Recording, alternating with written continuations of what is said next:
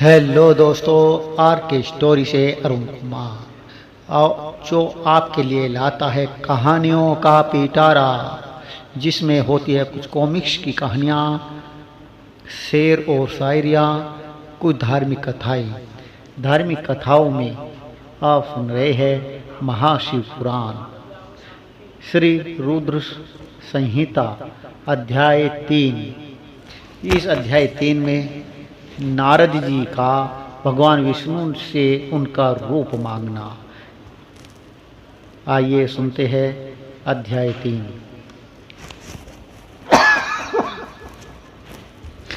नारद जी, सूत जी बोले, महर्षियों, नारद जी के चले जाने पर शिव जी की इच्छा से विष्णु भगवान ने एक अद्भुत माया रची, जिन्होंने जिस ओर नारद जी जा रहे थे वहाँ एक सुंदर नगर बना दिया।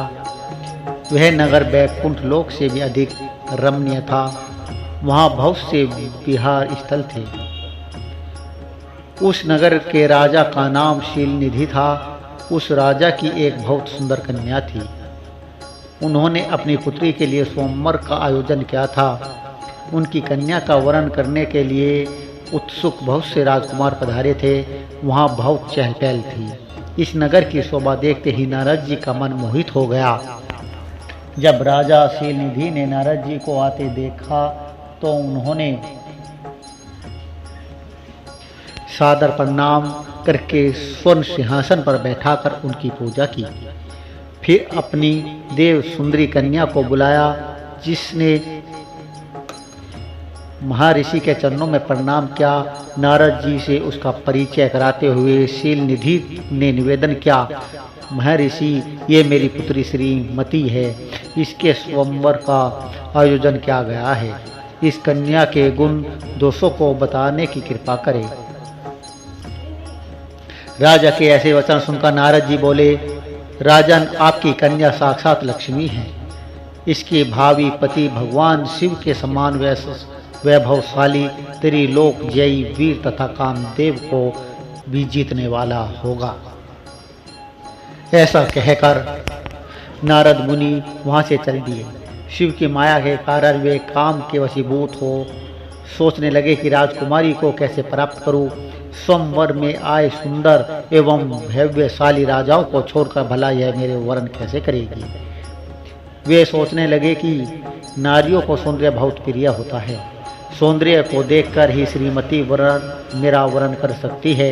ऐसा विचार कर नारद जी फिर विष्णु लोक में जा पहुँचे और उन्हें राजा शीलनिधि की कन्या के स्वयंवर के बारे में बताया तथा उस कन्या के साथ विवाह करने की इच्छा व्यक्त की।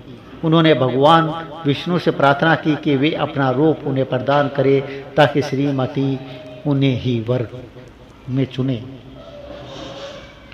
सूत जी कहते हैं, महर्षियों, नारद मुनि की ऐसी बात सुनकर भगवान मधुसूदन हंस पड़े और भगवान शंकर के प्रभाव का अनुभव करके उन्होंने इस प्रकार उत्तर दिया। भगवान विष्णु बोले, हे नारद, वहाँ आप अवश्य जाइए। मैं आपका हित उसी प्रकार करूँगा जिस प्रकार पीड़ित व्यक्ति का श्रेष्ठ वेद करता है, क्योंकि तुम मुझे विशेष प्रिय हो। ऐसा कहकर भगवान विष्णु ने नारद मुनि को वानर का मुख तथा शेष अंग को अपना मनोहर रूप प्रदान कर दिया। तब नारद जी अत्यंत प्रसन्न होते हुए अपने को परम सुंदर समझकर शीघ्र ही स्वयंवर में आ गए और उस राज्य सभा में बैठ गए। उस सभा के रुद्रगण ब्राह्मण के रूप में बैठे हुए थे। नारद जी का वानर रूप केवल कन्या और रुद्रगणों को ही दिखाई दे रहा था। बाकी सबको नारद जी का वास्तविक रूप ही दिखाई दे रहा था। नारद जी मन ही मन बहुत प्रसन्न हुए। श्रीमती की प्रतीक्षा कर रहे थे। हे ऋषियों, वह कन्या हाथ में जयमाला लिए अपनी सखियों के साथ स्वयंवर में आई। उनके हाथों में सोने की सुंदर माला थी। वह शुभ लक्षणा राजकुमारी लक्ष्मी के समान अपूर्व शोभा पा रही थी। नारद मुनि का भगवान विष्णु जैसा शरीर और वानर जैसा मुख देख वह कुपित हो गई और उनकी ओर से दृष्टि हटाकर मनोवांछित वर की तरह से आगे चली गई। सभा में अपने मनपसंद वर को न पाकर वह उदास हो गई। उसने किसी के भी गले में वरमाला नहीं डाली।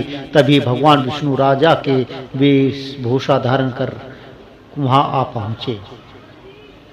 विष्णु जी को देखते ही उस परम सुंदरी ने उनके गले में वरमाला डाल दी। विष्णु जी राजकुमारी को साथ लेकर तुरंत अपने लोक को चले गए। यह देखकर नारद जी विचलित हो गए। तब ब्राह्मणों के रूप में उपस्थित रुद्रगणों ने नारद जी से कहा, हे नारद जी, आप व्यर्थ ही काम से मोहित हो सौंदर्य के बल से राजकुमारी को पाना चाहते हैं।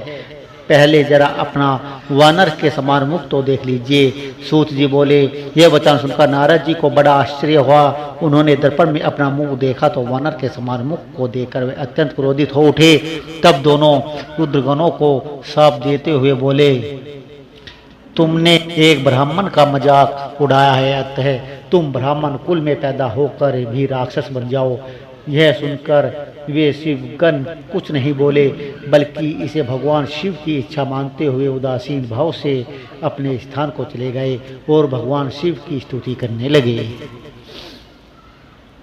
अध्याय 4 में नारद जी का भगवान विष्णु को शाप देना